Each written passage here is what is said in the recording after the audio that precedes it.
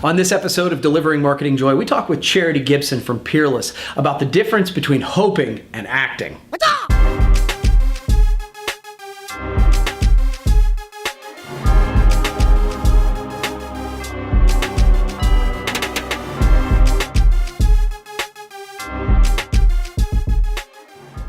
Well, hey there, and welcome to another edition of Delivering Marketing Joy. I am your host, Kirby Hasseman, and joining me today is Charity Gibson. She's a rock star. She's the National Accounts Coordinator for Peerless Umbrella. Charity, a repeat guest. Thanks so much for joining me. Thanks for having me again. It's always fun to come on this with you and chat a little bit, catch up beforehand too. So thanks again. Absolutely. So, I talked about you being the National Accounts Coordinator, and so a lot of times we talk about people being in sales, and I say all the time, everybody's in sales. But what do you think the difference between going for little sales versus big sales is in a sales role? Well, so it's funny that you asked this question. Back when I first went on my own, like when I started my solo career, there was a lady that her name is Laura McKinney. I don't know if you remember her. She worked for PPAI back in the day. Okay. And we were at a trade show down by the Tucson airport, and I was, distributor back then, walking through the aisles and kind of doing my thing. And we had talked a little bit previously, and she's like, "Charity, how's the new business going? How are things?" And I told her that I was so excited that we had a lot of customers and we were really busy making sales. But at the end of the day, I kind of felt like I was doing all this work for maybe a couple $100 a sale. And in my previous position, I was used to writing bigger numbers. I had a book of accounts handed to me, and so it was mostly just maintenance and follow-up, and it was just a different kind of animal. And she looked me square in the eye and she said, "Charity, don't chase rabbits when you should be chasing elephants." She said, "You have all of the skills and the knowledge to write the orders, whether it's a small order or a large order, and you have the same skill and knowledge to work with a client, whether it's a small client or a big client. So the only difference is where you're focusing your attention. Put your attention on the elephants and you'll win every time." And that one conversation right there completely changed my life and the way that I prospected.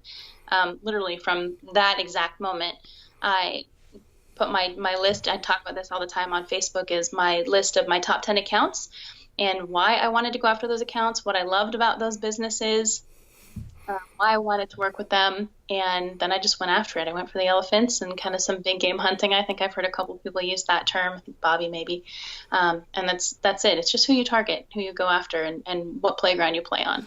Yeah, what you put your attention on, it's amazing how much that, whatever that is, shows up in your life, right? Like, if you focus on negative things tend to show up. And so I think that's super interesting, and it's a great insight. So the other thing I know is you recently were talking about the difference between hoping versus acting. Can you explain what you meant about that? Talk to me about that a little bit. It's a really simple concept, actually, but I think it's funny how much it eludes people. I hear people say all the time, "Oh, I wish this," or "I wish that." And so I've been stopping people that say that. I'm like, well, so what's keeping you wishing? What are you doing to make that happen? Right.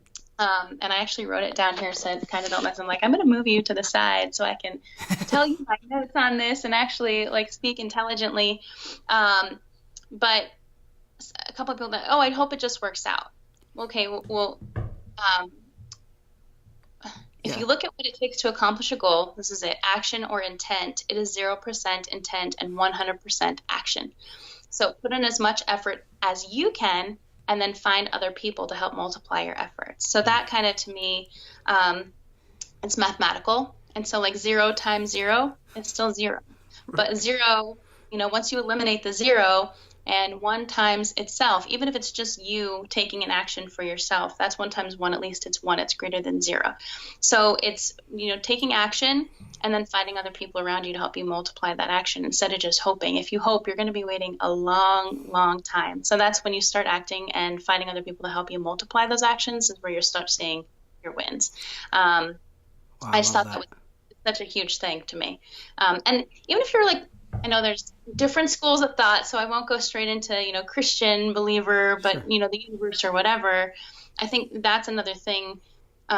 Just if you look at that concept, having faith, the idea of faith is kind of empty on its own. So if you put something out there, whether it's the universe you want to multiply it or God or whatever you believe in, it can't be multiplied. If you don't put something on social media, for example, no one else will see it. That message can't be shared. It can't be multiplied. It can't go viral.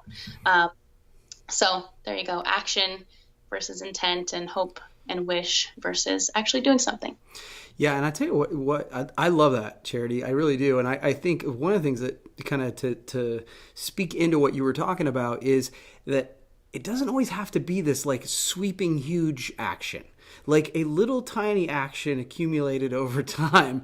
That's where I think sometimes the magic really happens. I was actually talking about that the other day, where it's like people a little tiny bit over time, and all of a sudden somebody wakes up and says, wow, they were an overnight success. It only took 5 years.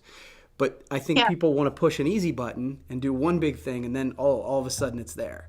So to your point, it's like you actually have to do the work. And so I think that's great. That's great. All right. So the other thing, you are, obviously you're social media, you're in sales. And let's face it, I think you're a pretty positive, kind of energetic person as is. But, in your role, you have to be on a lot. So how do you find the energy to keep that up? Oh, that's a great question. I don't have any energy right now. Well, caffeine, lots and lots of caffeine, Kirby.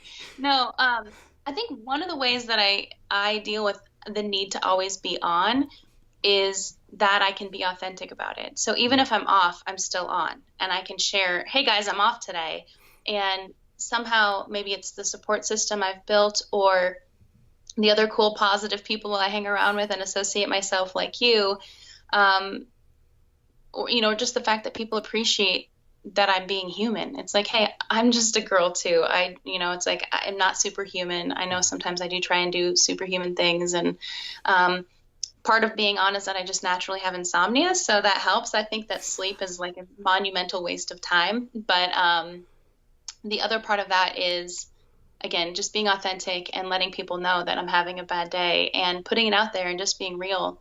But I think the other part of that is maybe also how I look at work and my views about like work-life balance, for example. I just kind of don't believe that exists. I love, there's a quote by Lao Tzu from the Tao Te Ching, and it was talking about how the wise man knows that there is no difference between work and play, that to the wise man, it's all the same. So I'm not going to say I'm the wise man, but I will say that that's kind of how I've always viewed life.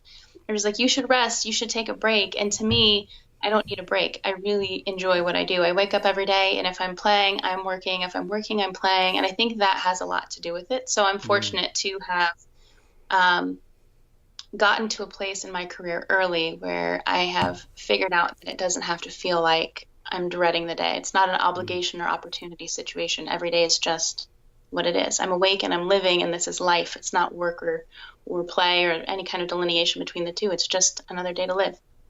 I like that a lot. That's good stuff. Well, you've answered my 3 questions, young lady. You get a chance to ask me a question. Do you have one for me?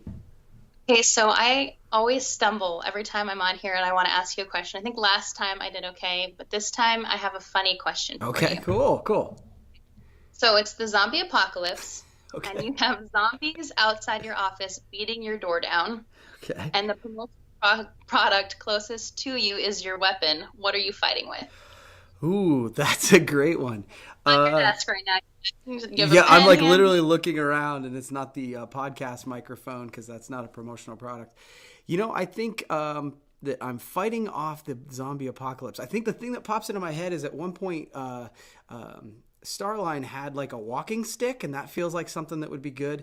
But I think the appropriate answer probably would be a peerless umbrella, right? Because, of course, that is, what everybody would need during the zombie apocalypse. So zombie apocalypse, right? I'm gonna have to make sure I get you one just in case. So you have it within quick reach, right? Pull it out of that can and just go. Yeah, get one of the long ones, right? Like I want to keep those things at bay. Make sure. We'll get you the extreme. I love it. That's a great question.